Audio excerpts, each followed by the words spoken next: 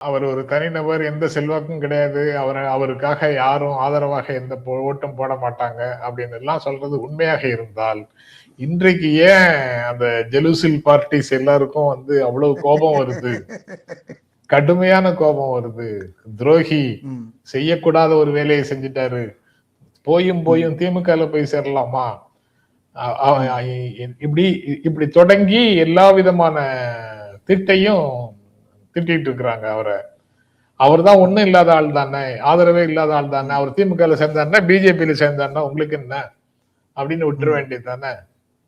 ஏன் எங்க கட்சியில சேர்க்க மாட்டோம், ஆனா எங்க கூட்டணிக்குள்ள வரணும் அப்படின்னு ஒரு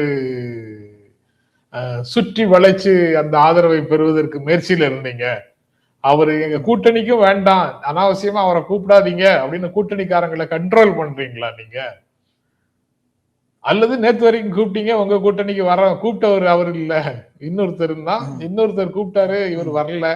ஆனா இப்ப எதிர்கட்சிக்கு போய் சேர்ந்த உடனே திட்டுறீங்களா? சோ மெசேஜ் சுவர்ல தெளிவாக எழுதப்பட்டிருக்கிறது. 2026 தேர்தல்ல என்ன முடிவு அப்படிங்கிறது கிட்டத்தட்ட தெளிவாக எழுதப்பட்டிருக்கிறது. இவங்க இனி ஒரே வழிதான். அந்த தனியாக சுத்தி மாட்டுக்கு புல்லு கொடுத்துட்டு இருக்கிறவங்களை கொண்டு இங்க கூட்டணிக்குள்ள சேர்க்க வேண்டியதுதான். அதுதான் ஒரே வழியாக பார்ப்பாங்க. அப்படி வச்சாலும் இனிமே சேர்த்தாலும் அது ஒண்ணும் கதைக்காக போறது இல்ல. அதனால டெல்லியில இருந்து வரக்கூடியவர்கள் இனி வேற என்ன உக்திகளை கொண்டு வராங்கன்னு பார்க்கணும். அதுலயும் தான் சொல்லிட்டாரு, உங்களெல்லாம் சேர்க்க சொல்றோம், சேர்க்க மாட்டேங்கிறாரு. அப்புறம் எப்படி ஜெயிக்கும்?